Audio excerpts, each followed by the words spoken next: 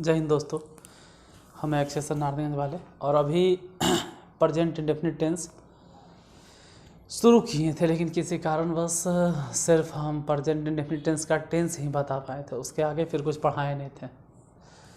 आज उससे आगे कंटिन्यू करते हैं और जैसा कि हम हर एक वीडियो में बोलते हैं, आज भी हम एक चीज़ क्लियर कर देना चाहते हैं कि ये इंग्लिश उसके लिए है जो कुछ भी नहीं जानता है या जिसको लगता है कि हमको इंग्लिश सीखना है, चाहे वो 9th के हो, 10th के हो, 11th के हो, 12th के हो या यहाँ तक के जनरल कंपटीशन की तैयारी कर रहा हो, चाहे किसी भी क्लास का हो, उसके लिए। क्योंकि हम ये एकदम स्टार्टिंग से लेकर एकदम हाई लेवल तक होता है ना, जहाँ तक आपको जाना इंग्लिश में वहाँ तक लेके जाएंगे। अब इंग्लिश में ये नहीं कहना कि आप डायरेक्ट एक ऐसा किताब उठाएं जो एकदम अजीब सा है। अजीब मतलब जिसका एग्ज़ाम में कोई खास वैल्यू नहीं, उस तरह का क्वेश्चन नहीं आता है, ना ही 11th में, ना ही 12th में, और रहा बात कंपटीशन सेक्शन वहाँ भी नहीं आता है। उससे आप वो सब चीज़ें पढ़ रहे हैं, मतलब गूगल से सर्च करके, या फिर कोई मतलब किताब इतना टफ किताब उठा ली है जो आपको समझ में ही नहीं आ रहा। तो वैसा इंग्लिश पढ़ने से क्या फ़ायदा। इंग्लिश पढ़ने का मतलब है लैंग्वेज की तरह धीरे धीरे आगे बढ़ेंगे। हम हर वीडियो में कहते हैं 15-20 वीडियो जो भी हम पढ़ाए होंगे, तकरीबन 1 महीना भी पहले पढ़ा रहे हैं, 1 महीना पहले से, उसमें भी हम कहते आ रहे हैं कि इंग्लिश को धीरे धीरे सीखना है। जैसे टेंस क्या है, देखिए मेरे पढ़ाने का जो तरीका है वो बताते हैं। हम आपको टेंस के बारे में बताएं, टेंस के भेद के बारे में बता दिए, हल्का फल्का ट्रांजिशन बनाने के लिए भी बताएं, फिर कहें कि 12 टेंस को कैसे बनाएंगे, फिर नेगेटिव, इंट्रोगेटिव, हर एक तरह से बनाने के लिए सिखाएं। आज हम एक एक टेंस को स्पेशली पढ़ाने वाले। देखिए एक बार में नहीं आता। आप लोग करते क्या हो, आप लोग या अधिकांश टीचर लोग क्या करते हैं, जैसे प्रेजेंट इंडेफिनिट टेंस पढ़ा दिए और पढ़ाने के बाद कहानी हो गया। मतलब जितना कहानी है ना, प्रेजेंट इंडेफिनिट टेंस के पूरा राम कथा एक बार कह देते हैं पूरा, और फिर शुरू हो जाता है प्रेजेंट कंटिन्यूअस, और फिर प्रेजेंट कंटिन्यूअस में राम कथा शुरू होता है। तो जब प्रेजेंट कंटिन्यूअस में पूरा महाभारत शुरू करते हैं तो इन्हें प्रेजेंट इंडेफिनिट टेंस वाला गोल हो जाता है।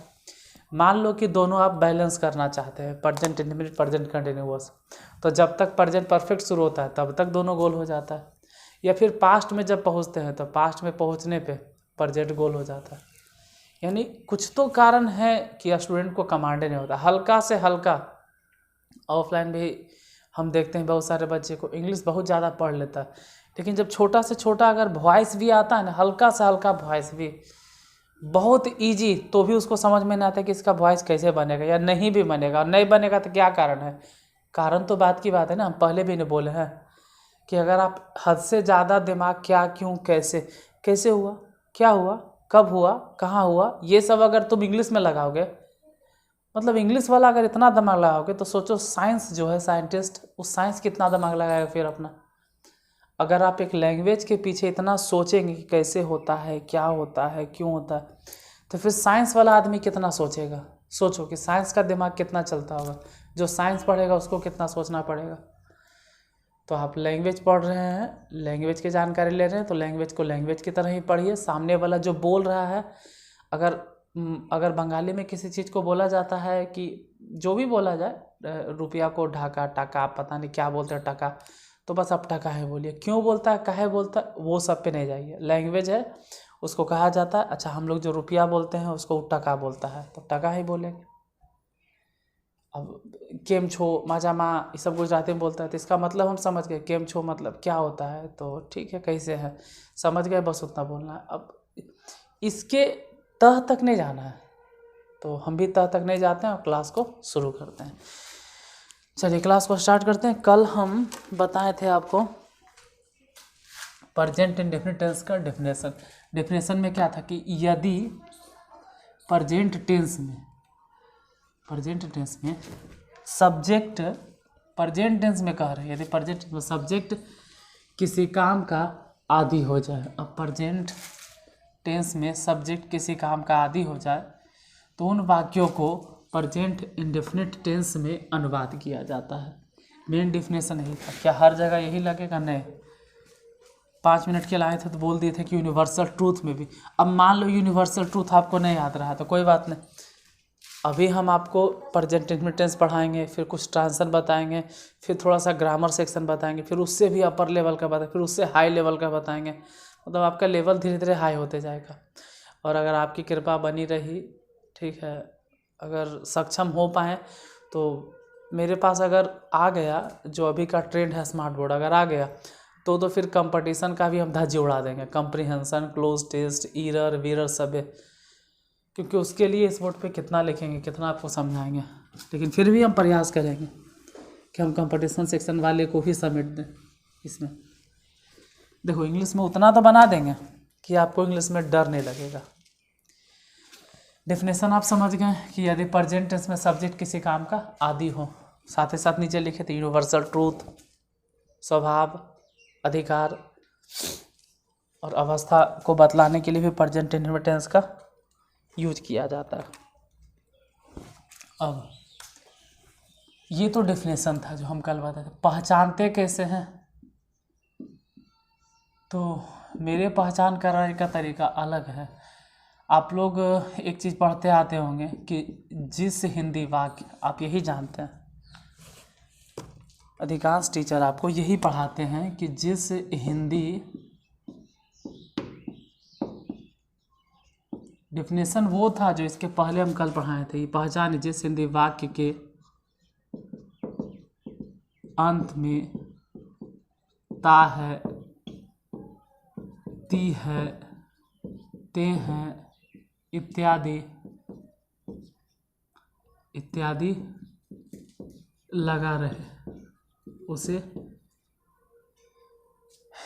प्रेजेंट टेंस में माना जाता है। और मेरे पहचान करने का तरीका क्या है भाई, हम हमेशा इसको फॉलो करते हैं। है, हो, हूँ को, है, हो, हूँ को प्रेजेंट मानो, हम हमेशा इसी को फॉलो करते हैं। ये सब पहचान किताबी भाषा है। कितना किताब को फॉलो करोगे यार। किताब में जितना रूल लिखल है, अगर किताबें वाला रटना पड़ जाए तुमको हू बहू, अगर किताब में जितना लिखल है और किताबें वाला हू बहू रटना पड़े तो फिर एक टीचर की आवश्यकता क्यों पड़ती है। फिर तो किताब ही सब चीज़ है। आप अपना दिमाग लेके किताब लेके पढ़ लीजिए, रट लीजिए। रटना नहीं है हर चीज़ों को, एक लिमिटेशन है रटने का भी। इन्हीं की सब चीज़ें रटते रहो, रटना है एक लिमिटेशन में रटना है, सब चीज़ को नहीं रटना है। जिस हिंदी वाक्य के अंत में था, मतलब ऐसे बोलो, है, हो को प्रेजेंट मानो, था, थे, थी को पास्ट, गा, गे, गी को फ्यूचर मानो। टेंस हो गया लास्ट। अगर कोई कहता है ना कि टेंस वन शॉट में ख़त्म कर देंगे, टेंस वन शॉट में ख़त्म करने की चीज़ नहीं, टेंस को तो हम आधा शॉट में ख़त्म कर देंगे। जैसे कुछ लोगों को लगेगा कि 10 दिन से टेंस चल रहा है, हम 1 महीना टेंस पढ़ाने वाले हैं। याद रखिएगा, टेंस 1 महीना पढ़ाने वाले हैं, और पूरा 1 महीना पढ़ाने के बाद हम पूरा निचोड़ के ना आपको टेंस 1 घंटा के अंदर खत्म कर देंगे। 1 घंटा में टेंस के धज्जी उड़ा देंगे हम पूरा एकदम एक एक करके। लेकिन वो 1 घंटा टेंस उसके लिए होता है जिसको टेंस का ज्ञान है, जिसको इंग्लिश का नॉलेज है। अगर आप इंग्लिश नहीं जान रहे हैं तो बैसेंस रखिएगा, है जैसे कहते हैं ना, हिम्मत रखिएगा, धीरज रखिएगा। ऐसा नहीं कि हाँ 1 महीना तक टेंस से चल रहा है तो अरे हम शुरू से लेके एकदम स्टार्टिंग से लेके स्टार्टिंग एकदम हाई लेवल तक ले जाने वाले। तो हमको तो सबको मद्देनज़र रख के लेके चलना है। तो कोई भी वैसा स्टूडेंट नहीं होगा जो ये कहेगा कि 15 दिन से टेंस से चल रहा है। 15 दिन नहीं चल रहा है यार, अभी महीना दिन चलेगा टेंस। क्या टेंशन लेते हो। हम तो कह दिए ना कि जिसको इंग्लिश नहीं आता इंग्लिश में उसके मन से हम डर ख़त्म कर देंगे। इंग्लिश में डर नहीं होना चाहिए आपके मन में कि इंग्लिश से हमको डर लगता है। एक चीज़ वह 4 बार 5 बार नहीं, एक चीज़ वह हम 10 बार रिपीट करने वाले जो आपके माइंड में सेट कर दें हम। और लास्ट में आधा घंटा का एक वीडियो बनाएंगे। आधा घंटा की वीडियो में आपका टेंस हम ख़त्म कर देंगे, या 1 घंटा की वीडियो में। तो प्रेजेंट इंडेफिनिट टेंस का डेफिनेशन हो गया। पहचान क्या है भाई, है, हो को प्रेजेंट मानो, था, थे को पास्ट, गागे को फ्यूचर मानो, टेंस हो गया लास्ट। मतलब अभी क्या इस्तेमाल करेंगे, तो इसमें से हम इसका इस्तेमाल करेंगे। क्यों? क्योंकि हमको पहचानना है प्रेजेंट। तो प्रेजेंट की पहचान कैसे होगा, है, हो, हूँ। देखो तो है, हो, हूँ, जो भी रहे, है, हो, हूँ, तो प्रेजेंट हो गया। दूसरे का पहचान कैसे करते हैं वो भी आप लोग जानते हैं। दूसरा पहचान करने के लिए हम आपको बोले थे टाइम, टाइम के लिए हम कहे थे ता ते ती इंडेफिनिट मानो, ताते ती इंडेफिनिट मानो, रहा रही कंटिन्यूअस, ताते ती इंडेफिनिट मानो, रहा रही कंटिन्यूअस, और चुका चुकी को परफेक्ट मानो, चुका चुकी को परफेक्ट मानो, लगातार परफेक्ट कंटिन्यूअस। ये दोनों लिखने के वजह सिर्फ यही है कि है हूँ तो आप समझ गए, प्रजेंट प्रजेंट प्रजेंट, और उसके पहले ता ता ता, तो तातेती को क्या मानना, इंडेफिनिट। तो यहाँ से प्रजेंट उठा लिए और यहाँ से इंडेफिनिट उठा लिए, हो गया प्रजेंट इंडेफिनिट के पहचान। अब क्या ज़िंदगी भर यही पढ़ेंगे? नहीं यार, शुरू हुआ है। सबसे पहला पहचान यही है, अगर पहचानने की बात करें तो, कि जिस हिंदी वाक्य के अंत में है हूँ, और है हूँ से भी पहले क्या हो, ताते ती, मतलब मिला जुला के बोलो ना कि जिस हिंदी वाक्य के अंत में ता है, ती है, ते है इत्यादि लगा रहे, उसे प्रेजेंट इंडेफिनिट टेंस में माना जाता है, या उस सेंटेंस को प्रेजेंट इंडेफिनिट टेंस में कहा जाता है। पहचान हो गया, डेफिनेशन हो गया। अब ज़्यादा अच्छा क्या है सर, पहचान या डेफिनेशन? तो ज़्यादा अच्छा तो डेफिनेशन है, डेफिनेशन से पता करो। जैसे मैं पढ़ाता हूँ, ये आदत है, तुम पढ़ते हो, ये आदत है, मैं अमीर हूँ, ये मेरी अवस्था है, मैं गरीब हूँ, हम अपने अवस्था को बतला रहे हैं। और भी कोई स्वभाव, मैं गुस्सा हूँ, मैं उदास हूँ, स्वभाव उसका नेचर, वह खुश मिजाज है, उसके स्वभाव को बतलाता है या अवस्था को बतलाता है। या मेरे पास गाय है, मेरे पास घोड़ा है, अधिकार को बतलाता है। इन सब चीज़ों का अगर कोई बोध करवा रहा तो प्रेजेंट इंडेफिनिट टेंस है। जिससे सिंपल सी बात करें, देखते हैं, ठीक है, ऐसा नहीं देखते हैं। बहुत सारे बच्चे को अगर ये पूछ लिया जाए कि तुम गरीब हो, ये कौन सा टेंस है, तो पहले नंबर वो कहेगा ये टेंस ही नहीं, तुम गरीब हो, ये टेंस ही नहीं है।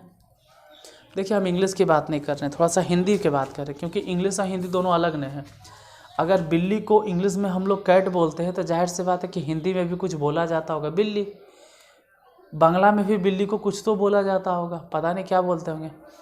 जैसे हम लोग कहते हैं कि हिंदी में कहते हैं कि ये घड़ी है, तो इसको इंग्लिश में भी कुछ तो बोला जाता होगा। लड़का, मैं लड़का हूँ, अगर हिंदी में बोल रहे थे इसको, लड़का को इंग्लिश में कुछ तो बोला जाता होगा। तो वैसे ही अगर इंग्लिश में कोई शब्द है तो उसका हिंदी भी होता होगा, और नहीं होता होगा तो इंग्लिश में यूज करते होंगे। जैसे कि बात करें हम इंग्लिश में टेंस की, तो अगर इंग्लिश में टेंस है तो हिंदी में भी ज़रूर कुछ न कुछ होता होगा टेंस के हिंदी। टेंस को हिंदी में कुछ तो बोला जाता होगा, क्या बोला जाता होगा, काल। टेंस का हिंदी काल। तो वर्तमान काल, भूतकाल, भविष्यत काल। आप काल समझते हैं, जो अभी हो रहा है वो वर्तमान काल, जो बीत गया वो पास्ट मतलब भूतकाल, और जो होने वाला है वो भविष्यत काल। सेम चीज़ हिंदी में जो है वही इंग्लिश में है। देखो, इंग्लिश हिंदी हर जगह समय वही रहता है, वर्तमान काल, भूतकाल, भविष्यत काल। इंग्लिश में कहते हैं present tense, past tense, future tense. तो हिंदी में देख के आपको समझ में आ रहा, तुम गरीब हो, ठीक है, तुम गरीब हो साफ झलक रहा है कि कौन सा टेंस है, प्रेजेंट टेंस। क्यों, क्या आप क्या कहते हैं, आप क्या कहना चाहते हैं कि टेंस नहीं है? तो क्या कहना चाहते हैं, टेंस नहीं है मतलब क्या? तुम गरीब हो टेंस नहीं है, तुम गरीब हो, इससे समय के पता नहीं चल रहा है, काल का पता नहीं चल रहा है। देखो, काल क्या होता है और समय क्या होता है। काल जो होता है एक लंबा समय होता है, और जो टाइम होता है, टाइम वाला समय, वो छोटा समय होता है। जैसे कि 1 घंटा, 2 घंटा, 3 घंटा, इस तरह का अगर चल रहा है तो उसको समझेंगे कि एक तरह का टाइम है। और जब समय का गैप बड़ा हो जाए, बहुत बड़ा समय का गैप हो जाए, तो समझ जाना कि वो फिर टाइम नहीं है, वो टेंस में चला गया। जैसे कि वर्तमान काल, तो वर्तमान काल के मतलब है कि अभी पढ़ा रहे हैं तो ये वर्तमान काल है। अभी अभी हम नीचे से आए, वो भी वर्तमान काल है। हम 3 दिन से पढ़ रहे हैं, वो भी वर्तमान काल है। मतलब समय की बात कर रहे। अब मान लो कि वर्तमान काल इसलिए कर रहे क्योंकि वो भले, जैसे कि मैं 20 साल से पढ़ रहा हूँ, तो 20 साल से शुरू तो किए थे, लेकिन वर्तमान में तो जारी है, वर्तमान में तो जारी है। मैं खा चुका हूँ, देखो अब यहाँ पे समझो, मैं खा चुका हूँ, हम खाना खा लिए फिर भी बोल रहे हैं मैं खा चुका हूँ, मतलब काम खत्म हो गया। अब काम खत्म होने के बावजूद भी हम उसको पास्ट नहीं बोल रहे, मैं खा चुका हूँ प्रेजेंट टेंस है। क्यों? अभी तो बोले कि टेंस का गैप कोई इतना सा गैप नहीं होता, अच्छा खासा समय का गैप होता है। जब समय बीत जाता है, मैं दिल्ली गया था या मैं दिल्ली गया, कभी गए होंगे, समय बीत गया तो समझो पास्ट टेंस है। अब मैं दिल्ली गया हूँ मतलब अभी अभी दिल्ली गए हैं, या दिल्ली से आए हैं, तो दिल्ली से आए हैं मतलब दिल्ली से आ चुके हैं, काम तो ख़त्म हो गया, ख़त्म हो गया, फिर भी उसको पास्ट नहीं बोलते हैं, प्रेजेंट ही बोलते हैं।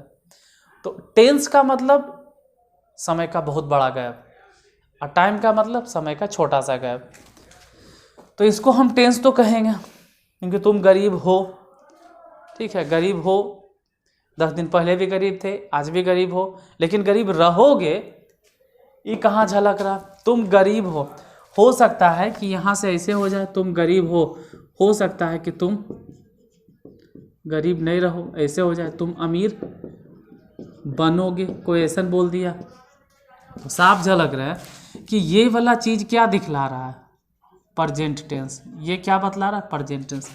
और ये क्या बतला रहा है? Future tense. और एक वो है कि तुम अमीर थे। होता है, आप लोग अपने गांव घर में देखे होंगे, अपने कलीग्स को देखे होंगे, किसी पड़ोसी को देखे होंगे, मतलब हम तो देखे हैं, तुम भी देखे होंगे, जो सुना होगा तो नहीं, 20 साल पहले वो बहुत अमीर था, सुना होगा, हम सुने हैं, देखे भी हैं, ठीक है, अपने अगल बगल में भी देखे हैं। मतलब जब हम छोटा थे तो बहुत अमीर आदमी था, मतलब गांव का नामी गिरामी आदमी, मतलब ऐसा होता है, बहुत अमीर आदमी, आज उसका हालत बद से बदतर हो गया है। तो अमीर था, आज गरीब है, भविष्य में हो सकता है फिर अमीर बन जाएगा। तो आपको समझ में आ रहा है कि अमीर है, इसमें एक्शन नहीं है, ऐसा नहीं कि एक्शन है, लेकिन फिर भी टेंस है, ठीक है। हाँ, अगर यह पानी है, इन सब की बात करें तो उन सब पे भी आएंगे, फिलहाल अभी नहीं, भटकाना नहीं चाहते। यहाँ पे सब्जेक्ट कोई आदमी है, कोई सजीव है, तब रहे तब, उस पर भी हम आते हैं, वहाँ पर भी आएंगे। यहाँ की अभी हम बात कर रहे हैं कि जो आप हमेशा बोलते खाना पीना, हंसना रोना बोलना, नहीं, यहाँ पे तो सब ने, अमीर है गरीब है, फिर भी टेंस है। मैं अमीर था, मैं गरीब हूँ, मैं अमीर बन जाऊँगा, सुना दिया, 3 तरह की चीज़। मैं अमीर था, पास्ट की बात, मैं गरीब हूँ प्रेजेंट में, मैं अमीर बन जाऊँगा फ्यूचर में, तो हो तो गया 3 टेंस। यानी कि इसमें एक्शन नहीं है, फिर भी ये वाला पास्ट टेंस, ये वाला प्रेजेंट टेंस और वो वाला फ्यूचर टेंस। टाइम नहीं समझ में आ रहा सर, तुम अमीर थे, समझ में नहीं आ रहा टाइम क्या है, तुम अमीर थे, कौन से टाइम में थे? तो जहाँ टाइम नहीं समझ में आता है, जहाँ टाइम नहीं समझ में आता है, वैसे सिचुएशन में कहेंगे टाइम डिफिनिट नहीं है। और जब टाइम डिफिनिट नहीं है मतलब कि टाइम इनडेफिनिट है। अगर टाइम डिफिनिट ही नहीं है तो बोलो ना कि टाइम इनडेफिनिट है। यानी ये तीनों सेंटेंस, प्रेजेंट इंडेफिनिट टेंस, ये वाला पास्ट इंडेफिनिट टेंस और ये वाला फ्यूचर इंडेफिनिट टेंस, इसी को कहा जाता है। हम ये सब पहले भी बोले हैं, तो दोबारा रिपीट क्यों कर रहे हैं सर? जब मैं आपके माइंड में एकदम छप जाए, सिंपल सिंपल लगा दो, कहानी हो जाएगा ख़त्म। ये हो गया simple past tense, simple present tense और सिंपल फ्यूचर टेंस। माइंड में सिर्फ हम ये फिट करना चाह रहे कि मैं अमीर हूँ, ये भी टेंस है, तुम गरीब थे, ये भी टेंस है, मैं अमीर बनूंगा, ये भी टेंस है, और टाइम के पता नहीं चल रहा था, इनडेफिनिट। तो हम तीनों तरह का present indefinite, past indefinite, future indefinite cover कर दिए, वो भी अवस्था के बारे में। लेकिन मेन टॉपिक है प्रेजेंट इंडेफिनिट। तो डेफिनेशन तो हो गया पहले ही, और रहा बात की डेफिनेशन क्या था, तो वो पहचान करवा दिए कि जिस दिन वाक्य के अंत में ता है ती। फिर इसके अलावा भी बोले कि कभी ता है ती है आपको नहीं मिलेगा, तो नहीं मिलेगा तो कम से कम है मिल गया ना भाई, है मिल गया नहीं प्रेजेंट टेंस, और उसके पहले नहीं पता चले तो इंडेफिनिट। पहचान पूरी तरह से कंप्लीट। अब जरा स्ट्रक्चर को देखते, तो स्ट्रक्चर किसका स्ट्रक्चर है? प्रेजेंट इंडेफिनिट टेंस का स्ट्रक्चर की बात की जाए तो स्ट्रक्चर में सबसे पहले आपको सब्जेक्ट लिखना है और सब्जेक्ट के बाद V1 लिखना है और V1 लिखना है या कभी कभार V5 होगा। अब कब होगा V5? ये V5 का मतलब क्या होता है? तो V5 के मतलब होता है कि V1 में ही या तो S जोड़ दो या तो ES जोड़। V5 का मतलब होता है V1 या V5, इसका मतलब ये होता है। उसके बाद वही सब कहानी ऑब्जेक्ट 1, ऑब्जेक्ट 2 और अदर वर्ड। और जिस ऑब्जेक्ट की हम बात करते हैं, अगर बाल के खाल नहीं निकाले या फिर कहे कि बिगनर के तौर पे आपको सिखाया जाए तो ऑब्जेक्ट कहने का मतलब होता है कि अगर हम कोई काम कर रहे हैं तो उसका असर किसी पर पड़े, ठीक है, किसी पर पड़े। ऑब्जेक्ट का मतलब जैसे मैं पढ़ाता हूँ तो मैं किसे पढ़ाता हूँ? पढ़ाते हैं तो किसे पढ़ाते हैं? तो किसे पढ़ाते हैं तो ऑब्जेक्ट हो गया। मैं तुम्हें पढ़ाता हूँ यानी तुम ऑब्जेक्ट हो। मैं क्या पढ़ाता हूँ? किताब पढ़ाता हूँ तो ऑब्जेक्ट हो गया। मैं कहाँ पढ़ाता हूँ ये ऑब्जेक्ट नहीं होगा। मैं कहाँ पढ़ाता हूँ ये ऑब्जेक्ट नहीं है। तो कहाँ जैसा ऑब्जेक्ट अगर उसको कोई इंग्लिश का विद्वान ऑब्जेक्ट कंसीडर करता है तो अच्छा बात है, आप भी कंसीडर कीजिए। लेकिन सीखने के दौरान पे उसको ऑब्जेक्ट हम नहीं देखे हैं, जल्दी होता नहीं तो ऑब्जेक्ट हम लोग नहीं बोलेंगे। क्या या किसे वाले। तो O1 हो गया किसे, इसको बोलते हैं इनडायरेक्ट ऑब्जेक्ट और इसको बोलते हैं डायरेक्ट ऑब्जेक्ट। एक होता है इनडायरेक्ट और एक होता है डायरेक्ट। मैं तुम्हें पढ़ाता हूँ, किसे पढ़ाता हूँ? तुम्हें। तो तुम्हें इनडायरेक्ट ऑब्जेक्ट हो गया। मैं किताब पढ़ाता हूँ मतलब क्या पढ़ाता हूँ? किताब। तो किताब हो गया डायरेक्ट ऑब्जेक्ट। तो ऑब्जेक्ट दो तरह के हो गया और सिंपल स्ट्रक्चर यही है। अच्छा, नेगेटिव भी आप लोग जानते होंगे कि पहले सब्जेक्ट फिर क्या डू लगेगा, या तो डू होगा या तो अगर डू नहीं होगा तो डू के बजाय डज होगा। अभी डज कब होगा? डज क्या है सर? तो डज को भी अगर गौर से देखोगे तो आपको एक चीज़ समझ में आएगा। कौन है यार?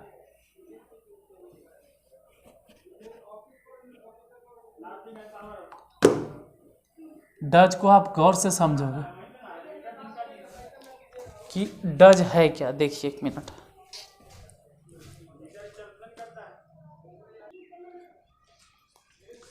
सब्जेक्ट प्लस डू या डज। अब डज का है बोल रहे हैं वो भी समझो। देखो जो V1 है ना, यहाँ भी V1 है और डू का मतलब डू ही था और इसमें जुट गया क्या ES, तभी तो हो गया डज। फिर वही कहानी ऑब्जेक्ट 1, ऑब्जेक्ट 2 और अदर वर्ड। गड़बड़ हो गया सर। हाँ गड़बड़ हो गया क्योंकि डू या डज क्यों लगाए थे? डू या डज लगाए थे कि हम डू या डज के बाद नोट दें और फिर इसके बाद V1। यहाँ V5 क्यों नहीं दिए? क्योंकि हो तो गया है डू क्या है V1 है। V5 देखो V5 कब होता है? चलो पहले स्ट्रक्चर में लिख लो। फिर हो गया डू या डज, फिर सब्जेक्ट और फिर V1। देखो डू या डज अगर आप लगा रहे हैं तो हमेशा V1 ही देना है। क्यों देना है वो भी हम बताएंगे। फिर ऑब्जेक्ट 1, ऑब्जेक्ट 2 अदर वर्ड। फिर उसके बाद अगर नोट की बात करें तो डू या डज प्लस सब्जेक्ट, फिर नोट, फिर V1, फिर ऑब्जेक्ट 1, फिर ऑब्जेक्ट 2, फिर अदर वर्ड। फिर वही कहानी है WH वर्ड वाला। देखो ये जो है ना इसको बोलते हैं अफर्मेटिव। अफर्मेटिव इसको कहते हैं नेगेटिव, इसको कहते हैं इंट्रोगेटिव। इसको कहते हैं इंट्रो प्लस नेगेटिव। इंट्रोगेटिव और नेगेटिव ये वाला हो गया इंट्रोगेटिव नेगेटिव। WH वर्ड तो आप लोग जानते ही हैं, पहले भी सुने थे। ये क्या होता है? इसको उठा के चूल्हा में झोंको, ये सब कोई काम नहीं करेगा। तो लिखवाएं क्यों? अरे जो ट्रेंडिंग है मार्केट का अगर वो नहीं बताएंगे तो आपको ऐसा लगेगा कि हम जानते ही नहीं हैं। तो मार्केट का जो ट्रेंड है उसको तो कम से कम फुलफ़िल करना है, या कहिए कि उससे आगे आपको लेके जाना है। उतना तो बताना है, उससे भी ज़्यादा बताना है और उससे बेहतर बताना है। अब बेहतर क्या बताना है? तो आपको सेंटेंस देखिए हम कैसे पढ़ाते हैं। मेरे पढ़ाने का तरीका है कि मैं खाता हूँ, आपको लिखा दिए, हम ऐसे सिखाते हैं। इसके बाद बता दिए मैं जाता हूँ। अब थोड़ा सा चेंज कर दिया, बोल दिए तुम पढ़ते हो। फिर बोल दिए आप पढ़ाते हैं। फिर थोड़ा सा और चेंज कर दिए और कह दिए कि वे लोग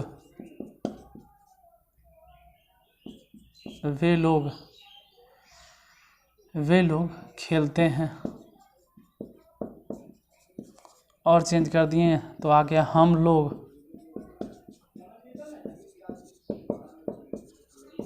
पढ़ते हैं।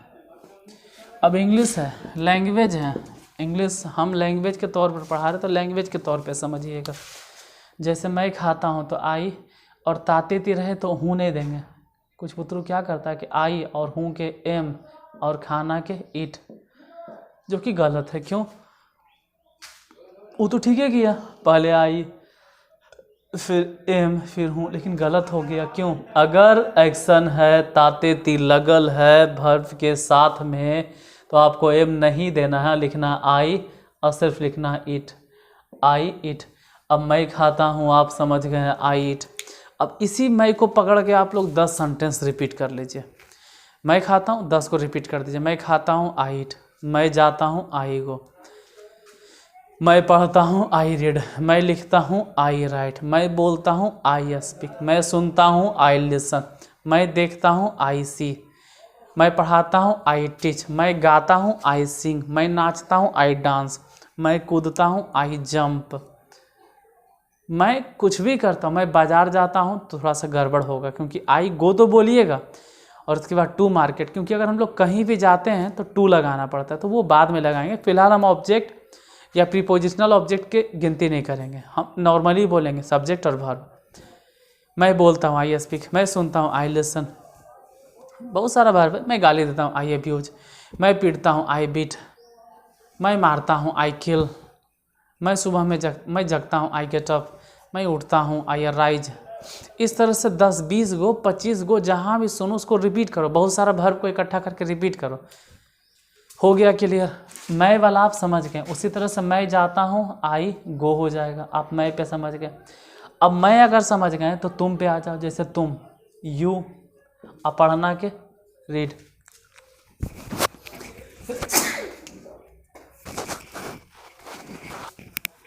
तुम पढ़ते हो, यू रीड। अब तुमको पकड़ के 10 सेंटेंस बोल दो। तुम जो सब्जेक्ट है इसको पकड़ो और 10 सेंटेंस रिपीट करो। तुम पढ़ते हो, यू रीड। तुम लिखते हो, यू राइट। तुम बोलते हो, यू स्पीक। तुम नाचते हो, यू डांस। तुम गाते हो, यू सिंग। तुम कूदते हो, यू जंप। तुम जाते हो, यू गो। तुम आते हो, यू कम। तुम देखते हो, यू सी। तुम खिलाते हो, यू फीड। तुम खाते हो, यू ईट। तुम पीते हो, यू ड्रिंक। मतलब तुमको पकड़ के 10 सेंटेंस रिपीट कर दो तो ये वाला हो जाएगा तुम्हारा क्लियर। अभी कुछ नहीं, बस सब्जेक्ट और वर्ब की जिक्र कर रहे हैं। तब आप पढ़ाते हैं तो आप भी तो वही चीज़ हो जाएगा, यू। पढ़ाना के टीच। इतना तो मस्ट है, कंपलसरी है, ये तो आपको आना चाहिए। जैसे आप पढ़ाते हैं, यू टीच। आप गाते हैं तो यू सिंग। अब गाना के तो मीनिंग आना चाहिए। अगर गाना भी नहीं आता है तो हम आपको कैसे ग्रामर पढ़ा सकते हैं? उतना तो आपको देखना होगा। यू सिंग कहाँ मिलेगा सर? तो कोई भी किताब खरीदोगे उसके ट्रांसलेशन वाला पीछे वर्ब लिस्ट रहता है। यू सिंग नहीं रहा तो हम कभी वो भी प्रोवाइड करवा देंगे। ऐसे मेरा एक पीडीएफ है, पीडीएफ बोलते हैं, पीडीएफ के लिए एक टेलीग्राम चैनल है, अक्षय सर नारदीगंज वाले, उसको ज्वाइन कर लीजिएगा। उस पर हम पीडीएफ कभी प्रोवाइड करवा देंगे। आप पढ़ाते हैं, यू टीच। आप पढ़ते हैं, यू रीड। आप गाते हैं, यू सिंग। आप बोलते हैं, यू स्पीक। आप हंसते हैं, यू लाफ। आप रोते हैं, यू विप। आप देखते हैं, यू सिप। आप मारते हैं, यू किल। आप पीटते हैं, यू बीट। आप गाली देते हैं, यू एब्यूज। आप कूदते हैं, यू जंप। आप प्यार करते हैं, यू लव। आप नफरत करते हैं, यू हेट। आप पसंद करते हैं, यू लाइक। आप याद करते हैं, यू रिमेंबर। मतलब इस तरह से 20-25 सेंटेंस को रिपीट करो। और नहीं रिपीट करना है तो ऑक्सफोर्ड ट्रांसलेशन का किताब आता है, उसको ले लो और बनाने का प्रयास करो। उसमें बना हुआ भी रहता है, आपको समझ में आ जाएगा। You teach. अब समझ गए। अब वे लोग पे आते हैं। मान लीजिए वे लोग खेलते हैं तो यहाँ पे हो गया दे और खेलना के प्ले। अब वे लोग खेलते हैं, आप दे प्ले बोलते हैं। तो बताइए, वे लोग गाते हैं, दे सिंग। वे लोग जाते हैं, दे गो। वे लोग आते हैं, दे कम। दे तो बोलना है क्योंकि वे लोग हैं। देखो, इज एम आर नहीं देना है क्योंकि ताते तीर लगल है। अगर वर्ब में ताते तीर लगल है तो नहीं देना है। कुछ पड़ गया आँख में, पता है, वे लोग आते हैं दे कम, वे लोग जाते हैं दे गो, वे लोग खेलते हैं दे प्ले, वे लोग हंसते हैं दे लाफ, वे लोग रोते हैं दे वे, वे लोग बोलते हैं दे स्पीक, वे लोग कूदते हैं दे जंप, वे लोग देखते हैं दे सी, वे लोग पसंद करते हैं दे लाइक, वे लोग प्यार करते हैं दे लव, वे लोग पढ़ाते हैं दे टीच, वे लोग पढ़ते हैं दे रीड, वे लोग लिखते हैं दे राइट, वे लोग पीते हैं दे ड्रिंक, वे लोग खाते हैं दे ईट। दे तो बोलना ही होगा और उसके बाद वर्ब लगा देना। तो प्रेजेंट इंडेफिनिट टेंस में कहाँ टफ है, सिंपल सी बात है। हम लोग पढ़ते हैं तो हो गया वी, और पढ़ना के रीड, इसी तरह से जोड़ लीजिए, हम लोग पढ़ाते हैं तो वी टीच। तो ये हो गया प्रेजेंट इंडेफिनिट का अफर्मेटिव वाला स्ट्रक्चर। अब इसमें रूल बदलेगा और आपको लिखना पड़ेगा। एक रूल आ गया जो हम पहले भी बोले थे, ठीक है, वो प्रेजेंट टेंस में हर जगह अप्लाई होता है, हर जगह, सिर्फ प्रेजेंट इंडेफिनिट की बात नहीं करेंगे, प्रेजेंट टेंस में हर जगह रूल जो है, प्रेजेंट टेंस में हर जगह, प्रेजेंट टेंस में यदि, प्रेजेंट टेंस में यदि सब्जेक्ट, हर जगह अप्लाई होता है। प्रेजेंट टेंस में यदि सब्जेक्ट थर्ड पर्सन के सिंगुलर नंबर का हो, सिंगुलर नंबर का हो। देखो हम प्रेजेंट टेंस की बात की है, हम ये नहीं कह रहे हैं सिर्फ प्रेजेंट इंडेफिनिट टेंस में। मतलब हम जो बताने वाले हैं, अगर प्रेजेंट टेंस की बात करें तो प्रेजेंट इंडेफिनिट में भी लग जाएगा, प्रेजेंट कंटिन्यूअस में भी लग जाएगा, प्रेजेंट परफेक्ट में भी लग जाएगा और प्रेजेंट परफेक्ट कंटिन्यूअस, उस सब में लगेगा प्रेजेंट जितना। तो प्रेजेंट टेंस में यदि सब्जेक्ट थर्ड पर्सन के सिंगुलर नंबर का रहे या हो तो जो भी वर्ब पहले आता है उसका V5 मतलब V1 में ही या तो S या तो ES जोड़कर V5 इस्तेमाल किया जाता है या यूज किया जाता है। अब यहाँ पे एक चीज़ दिक्कत होगा आपको, जो फर्स्ट बार देख रहे हैं चैनल पे, ये नहीं समझ में आता है सर कि थर्ड पर्सन के सिंगुलर नंबर ये क्या है। तो सिंपली जो फर्स्ट बार देख रहे हैं, जिनको उतना पर्सन का नॉलेज नहीं है, ऐसा हम ऑलरेडी पढ़ा दिए हैं, ऑलरेडी पढ़ावल होगा, और हाँ पढ़ावल ही होगा, ठीक है, दूसरे चैनल पे अक्षय मैथ क्लासेस पे, तो उसमें पढ़ावल देख लीजिए। नहीं जो जानते हैं तो हिंदी में बता देते हैं कि वह या कोई सिंगल नाम, वह या कोई सिंगल नाम, या तो वह रहे या तो कोई सिंगल नाम रहे, इसी को बोला जाता है थर्ड पर्सन के सिंगुलर नंबर। बाकी सब चीज़ क्या है नहीं है उससे कोई मतलब नहीं, बस थर्ड पर्सन के सिंगुलर नंबर। अगर सब्जेक्ट थर्ड पर्सन के सिंगुलर नंबर रहे, कहाँ पर, प्रेजेंट टेंस में, प्रेजेंट इंडेफिनिट की बात नहीं कर रहे, प्रेजेंट टेंस में यदि प्रेजेंट टेंस में सब्जेक्ट थर्ड पर्सन के सिंगुलर नंबर का रहे, मतलब वह या कोई सिंगल नाम मतलब क्या होता है, सिंगल नाम के मतलब हो गया राम, या तो सीता, या तो लड़का इंसान के नाम है, लड़की ये भी इंसान के नाम है, आदमी ये भी इंसान का नाम है, औरत ये भी इंसान का नाम है, गाय इंसान का नहीं जानवर के नाम है, कुत्ता जानवर के नाम है, पंखा किसी वस्तु का नाम है, जो भी है, तो ये सभी भी नाम है। ये सब चीज़ें जो आपको दिखाई दे रही सब नाम है, सब नाम है। आप लोग नाउन पढ़े होंगे, noun is the naming word, तो ये सभी नाउन है। तो जब कोई नाम रहे और वो भी सिंगल नाम रहे, जैसे कहते हैं ये पेन भी तो नाम है एक वस्तु का, बोर्ड भी नाम है वस्तु का, घड़ी भी नाम है वस्तु का, तो नाम है। तो वह या कोई सिंगल नाम रहे तो समझ जाना वो थर्ड पर्सन के सिंगुलर नंबर है। जब सब्जेक्ट थर्ड पर्सन के सिंगुलर नंबर का होगा तो जो भी वर्ब पहले आता है उसका V5 यानी V1 में एस जोड़कर इस्तेमाल किया जाता है। फॉर एग्ज़ाम्पल देखिए, एग्जाम्पल के लिए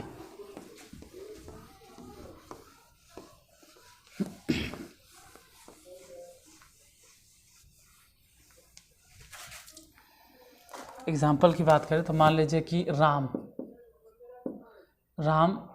जाता है। अब आप कहेंगे आप तो राम का नाम ले लिए, राम का ही नाम क्यों लिए? अरे यार राम मत लो, राज लो, मोहन लो, सोहन लो, कौन मना किया आपको? कोई भी नाम लो, नहीं, हम एकदम अलग पढ़ेंगे। तब क्या बोले, कुछ है ही नहीं बोलने लायक। तो हम सिखाना चाह रहे हैं और आप सीखना ही नहीं चाह रहे। देखिए, राम जाता है ये क्यों बोलना चाहते हैं, राम जाता है ये क्यों बताते। देखिए, राम और जाता है तो राम गो, और राम तो नाम है, और जब नाम है तो गो नहीं बोलना है, राम गोज।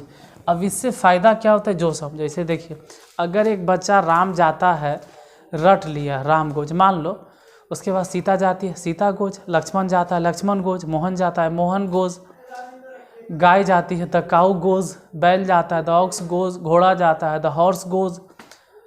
तो अगर एक सेंटेंस आप बता देते हैं, फिर वो 50 सेंटेंस बनावे, स्ट्रक्चर की ज़रूरत ही नहीं पड़ेगा उसको। मतलब राम नाम है, मोहन राम के बजाय राज आ गया, राज जाता है तो राज गोज। अब जो वैरी करता है वो है भर। हो सकता है जाता नहीं रहे, जैसे मान लो कि सीता गाती है, अब बदल गया, यहाँ जाना यहाँ गाती है तो नाम ही सीता, और ईज तो होगा नहीं, क्यों, क्योंकि तातेती है, तो गाना के क्या हो गया सिंग, और इसमें लग जाएगा एस। तो अब कहाँ पे एस लगेगा और कहाँ पे ई एस लगेगा, उसके लिए डिस्क्रिप्शन बॉक्स में भी उसका लिंक हम दे देंगे, प्रोवाइड करवा देंगे उस चैनल का। उस चैनल पे जाके इंग्लिश देख लीजिएगा। सिंगुलर प्लूरल बनाने के लिए हम बताएं, सीता गाती है, मान लो सीता गाती है, बुरा नहीं मानिएगा, सीता तो खैर, अब देखिए जिस जगह से हम लोग बिलोंग करते हैं इनको माता का दर्जा हम लोग देते हैं, फिर भी समझने के लिए सीता का नाम हटा देते हैं, किन्हीं और का नाम रख देते हैं। मान लीजिए जो अभी का फेमस नाम है फिल्मी दुनिया वाला, ठीक है, चोपड़ा, प्रियंका चोपड़ा, ठीक है, तो वैसा जो बड़ी फेमस नाम है आलिया भट्ट। आलिया नाचती है तो आलिया डांसेस, आलिया खेलती है आलिया प्लेस, आलिया बोलती है आलिया स्पीक्स। मतलब जो आप पहले सोच रहे थे ना कि सब्जेक्ट देना और वर्ब देना, अभी भी वही चीज़ है। तो स्पेशल क्या हुआ सर, कुछ नहीं, सिर्फ इसमें एस या ई एस जोड़ना, और एस या ई एस जोड़ने के लिए हम ऑलरेडी बता चुके हैं। जैसे गाय खाती है, गाय खाती है, और एक सेंटेंस आता है गायें खाती है। ज़रा दोनों को गौर से देखिएगा, दोनों में अंतर क्या है। यहाँ पे बोल रहे हैं गाय खाती है और इस जगह पे बोल रहे हैं गायें खाती, दोनों में अंतर क्या है। गाय भी नाम है जानवर के, लेकिन ये सिंगल नाम है, और गायें जो है ढेर सारा के बोध करवा रहा है, प्लुरल, इसीलिए यहाँ पर तो होगा द काऊ और खाना के इट्स, लेकिन इसमें द काउज और इट्स नहीं देंगे। क्यों, क्योंकि यहाँ एक गाय नहीं है। हम बोले हैं ना कि V5 तभी आप लगाओगे, V5 तभी लगाओगे जब सब्जेक्ट वह रहे, चाहे एक सिंगल नाम रहते। यहाँ पे काउज होगा लेकिन इट्स नहीं होगा, बल्कि क्या होगा, इट होगा।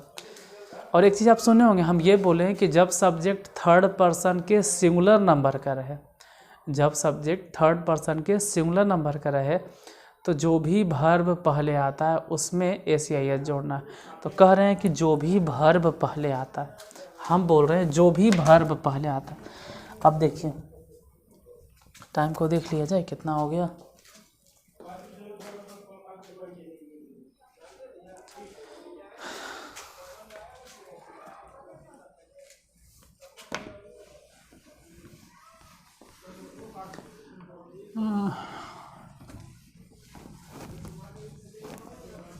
जो भी वर्ब पहले आता है ये बतलाना है ना।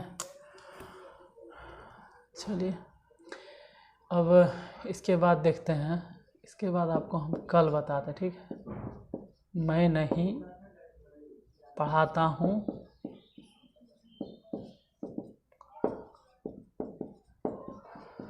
आप नहीं पढ़ते हैं, वह नहीं लिखता है। इसका जिक्र कल करेंगे, टाइम ज़्यादा हो गया है, आधा घंटा ज़्यादा क्लास नहीं बना था, लेकिन 40 मिनट चल गया है। तो मिलते हैं फिर कल, आज के लिए धन्यवाद, ठीक है। अच्छा लगे तो लाइक कर देना क्लास को।